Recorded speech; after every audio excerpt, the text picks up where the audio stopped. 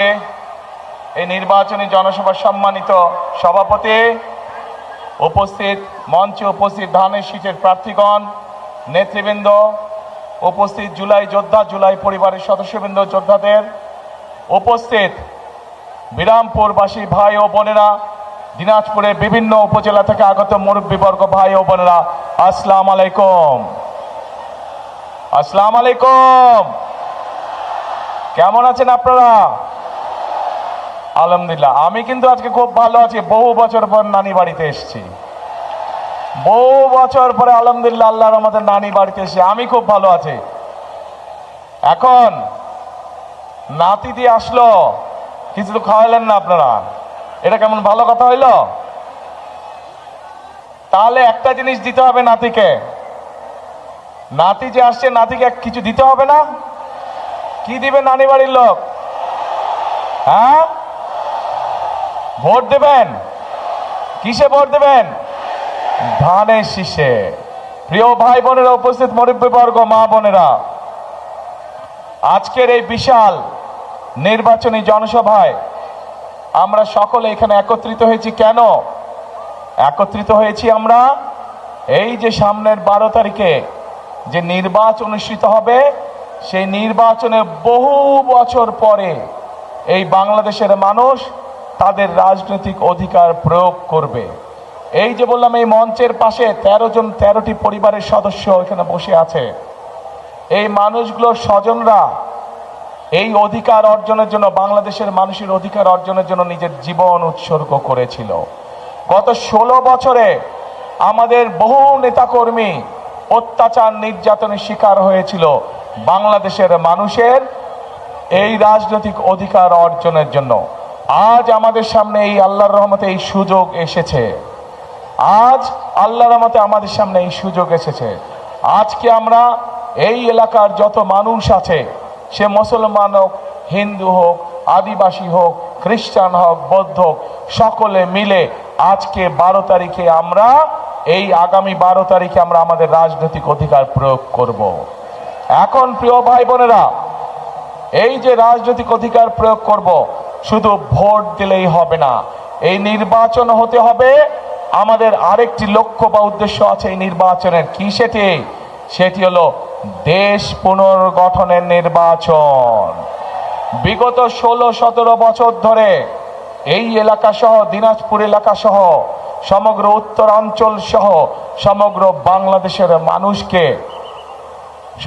বাংলাদেশের মানুষকে তাদের অধিকার থেকে বঞ্চিত করা হয়েছিল। তাদেরকে তাদের ন্যায্য অধিকার থেকে বঞ্চিত করা হয়েছিল। সমগ্র বাংলাদেশে করা হয়েছিল। তরুণ সমাজ, যুবক সমাজের নারীদের অধিকার থেকে নারীদেরকে বঞ্চিত করা হয়েছিল। তরুণ সমাজ, যুবক সমাজের সদস্য, তাদের কর্মসংস্থানের ব্যবস্থা ঠিক মতন করা হয়নি। এলাকার ঠিক মতন উন্নয়ন করা হয় নাই। মিল ফ্যাক্টরি স্থাপন করা হয় নাই। বাংলাদেশের ভবিষ্যৎ সন্তান যারা, তাদের শিক্ষার ব্যবস্থা ঠিকভাবে করা হয় নাই। এলাকার রাস্তাঘাটে ঠিকভাবে পুনর্নির্মাণ করা হয় নাই, মেরামত করা হয় নাই।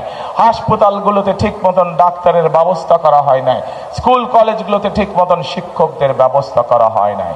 প্রিয় ভাই বোনেরা, এই অবস্থার পরিবর্তন করতে হবে। আপনারা কি অবস্থার পরিবর্তন করতে চান? তাহলে প্রিয় ভাই বোনেরা, আমরা অতীতে দেখেছি ধানের শীষ যতবার দেশ পরিচালনার দায়িত্বে ছিল, ধানের শীষ চেষ্টা করেছে যে এলাকার উন্নয়ন করতে, স্কুল কলেজ, রাস্তাঘাট, মসজিদ, মাদ্রাসা নির্মাণের চেষ্টা করেছে। ধানের শীষ চেষ্টা করেছে শিক্ষার ব্যবস্থা করা যায়। ধানের শীষ চেষ্টা করেছে কিভাবে বেকারদের কর্মসংস্থানের ব্যবস্থা করা যায়। প্রিয় ভাই বোনেরা, এই দিনাজপুর অঞ্চলকে সমগ্র বাংলাদেশ জানে কৃষি প্রধান দেশ হিসাবে, কৃষি প্রধান এলাকা হিসাবে, তাই তো নাকি?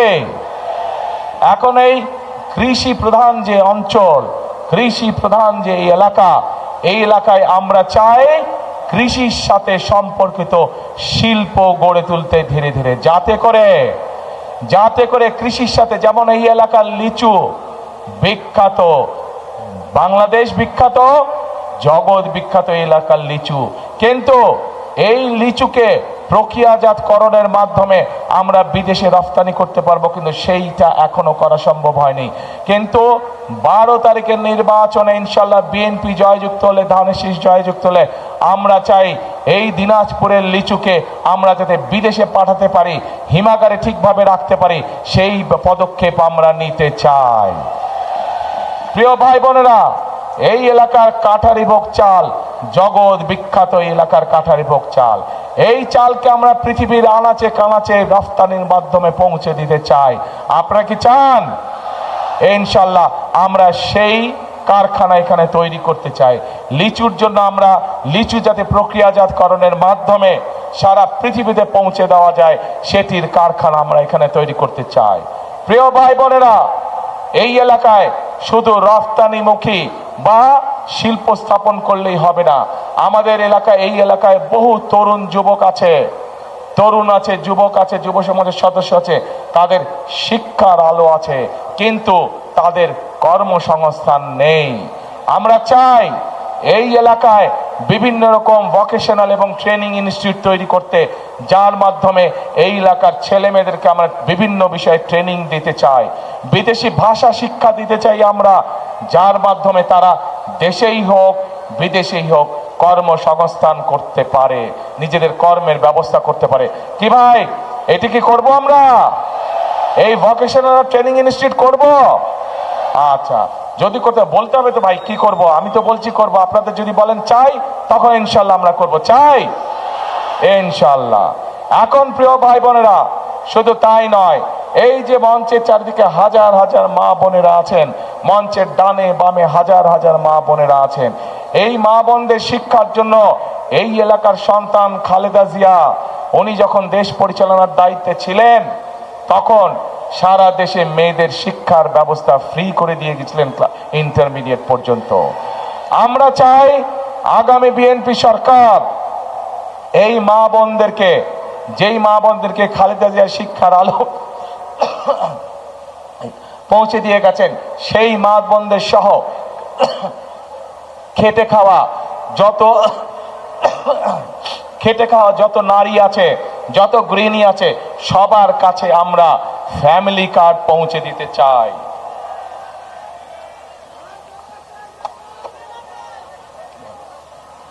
সকল মা বোনদের কাছে আমরা ফ্যামিলি কার্ড পৌঁছে দিতে চাই, এবং এই ফ্যামিলি কার্ডের মাধ্যমে আমরা প্রতি মাসে মা বোনদের কাছে সরকার থেকে একটি নির্দিষ্ট পরিমাণ সহযোগিতা পৌঁছে দিতে চাই, যার মাধ্যমে তারা অর্থনৈতিকভাবে ধীরে ধীরে স্বাবলম্বী হয়ে উঠতে পারে। প্রিয় ভাই বোনেরা, আমরা সিদ্ধান্ত গ্রহণ করেছি এই এলাকা সহ সমগ্র বাংলাদেশী কৃষি প্রধান দেশ, একটি সমগ্র বাংলাদেশ, কিন্তু দিনাজপুর অঞ্চল কৃষি প্রধান অঞ্চল। সেই জন্য আমরা সিদ্ধান্ত গ্রহণ করেছি যে যে সকল কৃষকের 10,000 টাকা পর্যন্ত কৃষি ঋণ আছে, তাদেরকে সেই 10,000 টাকা পর্যন্ত কৃষি ঋণ সুদ সহ আগামী বিএনপি সরকার মওকুফ করে দিতে চায়।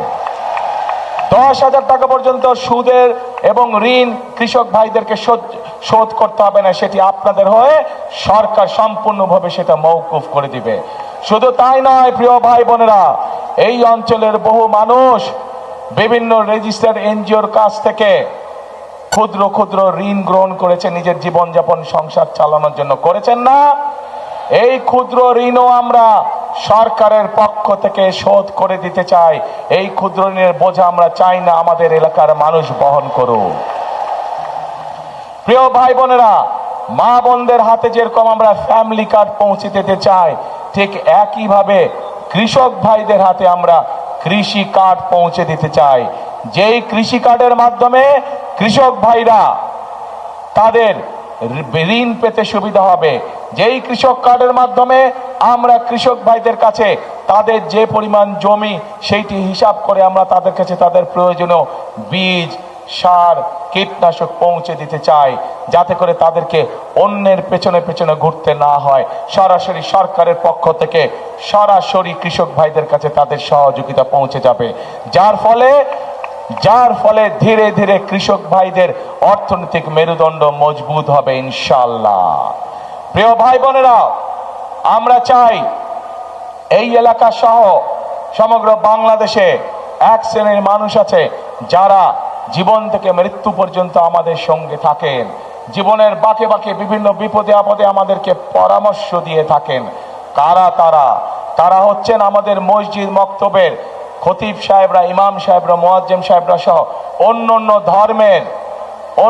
ধর্মের ধর্মীয় গুরু যারা আছেন, তারা এইসব ধর্মীয় ব্যক্তিত্ব। আমরা চাই সরকারের পক্ষ থেকে এইসব ধর্মীয় ব্যক্তিরা যাতে সম্মানের সঙ্গে বাস করতে পারেন, সেই জন্য সরকার থেকে আমরা প্রতি মাসে তাদের জন্য একটি সম্মানের ব্যবস্থা করতে চাই, যাতে তারা সম্মানের সঙ্গে জীবন যাপন করতে পারেন।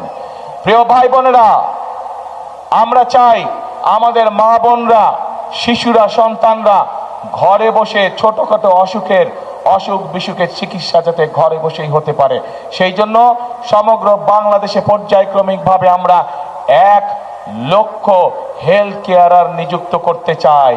তাদের কাজ হবে গ্রামে গ্রামে, ঘরে ঘরে গিয়ে মা বোনদেরকে, শিশুদেরকে যে সকল অসুখ বিসুখ ঘরে বসে ঠিক করে দেওয়া যায়, হাসপাতালে যাওয়ার প্রয়োজন হয় না, সে মা বোনদেরকে সেই চিকিৎসা সুবিধা তাদেরকে ঘরে পৌঁছে দিতে চায়।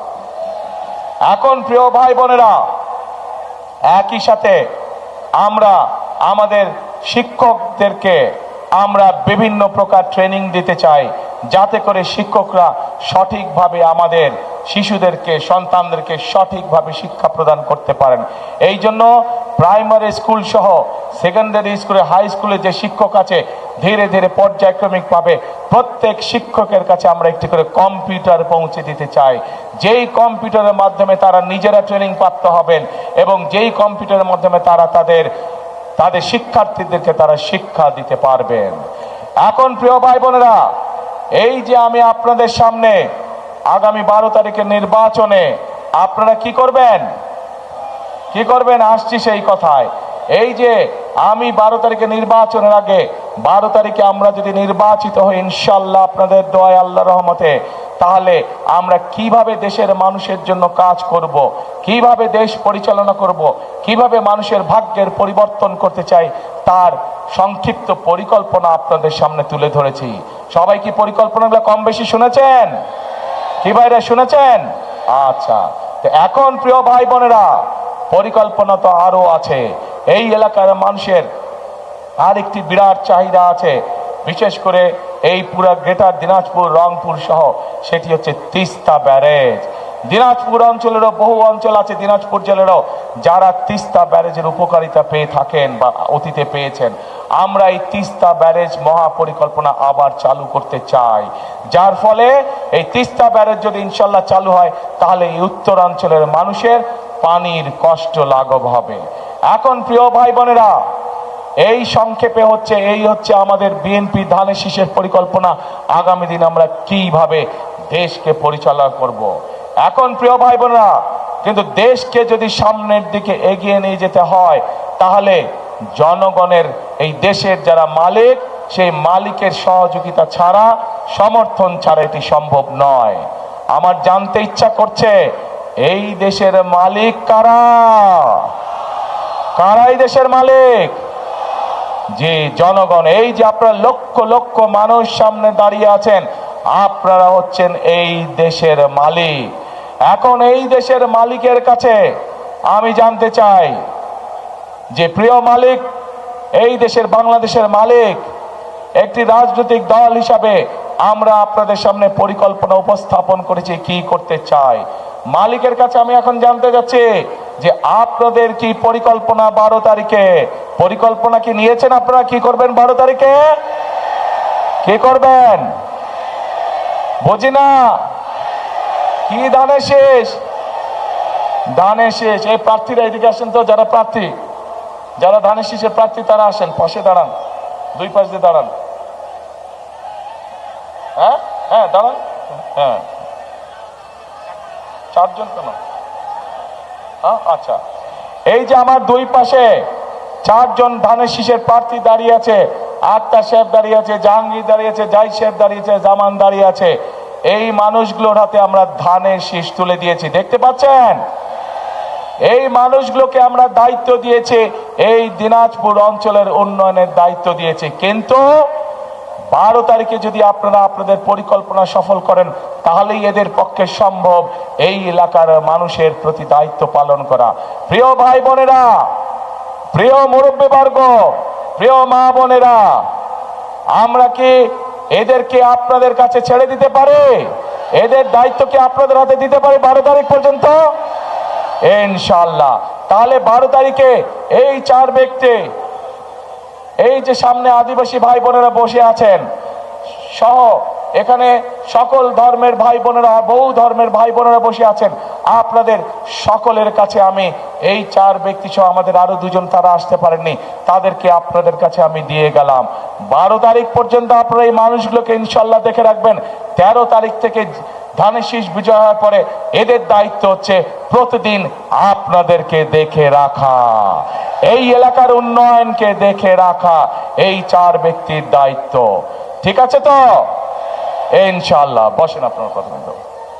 প্রিয় ভাই বোনেরা, প্রথমেই বক্তব্যের শুরুতে প্রথমেই বলেছি যে এটি কিন্তু আজকে আমার খুব ভালো লাগছে, কারণ আমি নানি বাড়িতে এসেছি। কিন্তু নানি বাড়িতে কিন্তু আপনারা আমাকে বললেন দিবেন, কি দিবেন? ভোট দিবেন। আরেকটা কথা, এই দিনাজপুর অঞ্চলের প্রধান ফসল কে? তাহলে তো ভাই এই অঞ্চলের প্রধান ফসল যখন ধান, সেই ধানের জন্যই তো আমি আপনাদের কাছে সমর্থন চাইছি, সেই ধানের পক্ষেই তো আমি সমর্থন চাইছি। কাজেই দিনাজপুরের মানুষের প্রধান ফসল ধান, আর আমাদের মার্কা হচ্ছে ধান বা ধানের শীষ।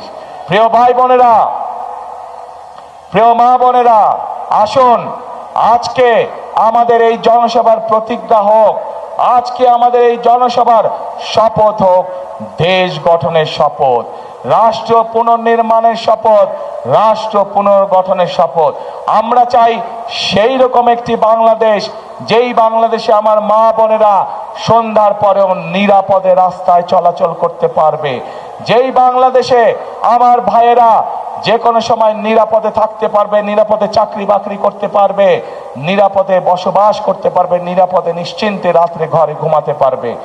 যে বাংলাদেশে আমরা মুসলমান হই, আমরা হিন্দু হই, আমরা আদিবাসী হই, আমরা খ্রিস্টান হই, আমরা বৌদ্ধ হই, আমাদেরকে সকলকে বিচার করা হবে আমাদের যোগ্যতা এবং মেধার ভিত্তিতে। আমাদের পরিচয় আমাদের ধর্ম নয়, আমাদের পরিচয় আমাদের জাতে, আমাদের পরিচয় হবে আমাদের মেধা দিয়ে, আমাদের পরিচয় হবে আমাদের যোগ্যতা দিয়ে। আমরা এই রকম একটি বাংলাদেশ গড়তে চাই। এখন প্রিয় ভাই বোনেরা, উপস্থিত মা বোনেরা, আপনারা কি আমার সাথে আছেন সেই বাংলাদেশ গড়তে?